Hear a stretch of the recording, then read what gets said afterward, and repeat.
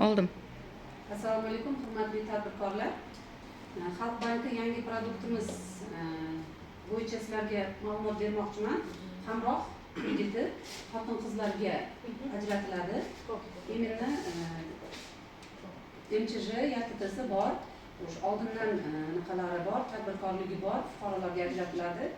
O'sha qarz oluvchi ta'sischilar tarkibida ayollar ulushi 50% va undan yuqori yoki ayollar rahbarligidagi bo'lgan kichik yoki o'rta biznes tadbirkorlariga, tadbirkorlik subyektlariga ajratiladigan kreditimiz. Kredit maqsadi tadbirkorlik faoliyatini rivojlantirish, tadbirkorlik tashabbuslarini amalga oshirish uchun yo'lga qo'yiladi. Loyiha qiymatining 30% dan kam bo'lmagan miqdorda o'sha tashabbuskorning o'zini ulushi bo'lishi kerak bo'ladi. Buni muddatiga keladigan bo'lsa 84 oyga 2 yil imtiyozli davri bilan ajratiladi. 20% yillik foizi. Bu demakki 7 yilga bo'ladi. 2 yil imtiyozli davri bilan 24 oy. Kreditning summasi kamida 2 ta yangi ish o'rni yaratiladigan bitta loyiha uchun bazaviy hisoblash miqdorining 1000 baravarigacha beriladi. Bunda yangi tashkil etilgan tadbirkorlik subyektlari ham inobatga olinadi.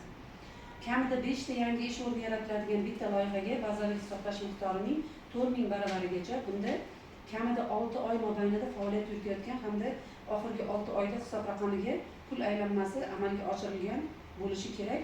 Ya'ni ta'sischisi o'zgarmagan bo'lishi kerak oxirgi 6 oy davomida.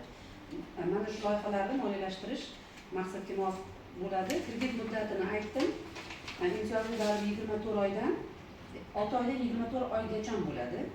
Yillik foizi 20-21%, aylanma mablag'ga 21, asosiy vositaga 20% dan ajratiladi kreditimiz. Hamroh xotin-qizlar tadbirkorligini qo'llab-quvvatlash kompaniyasi unaqasidan jalb qilinadi, mablag'lar o'shalar hisobidan jalb qilinadi.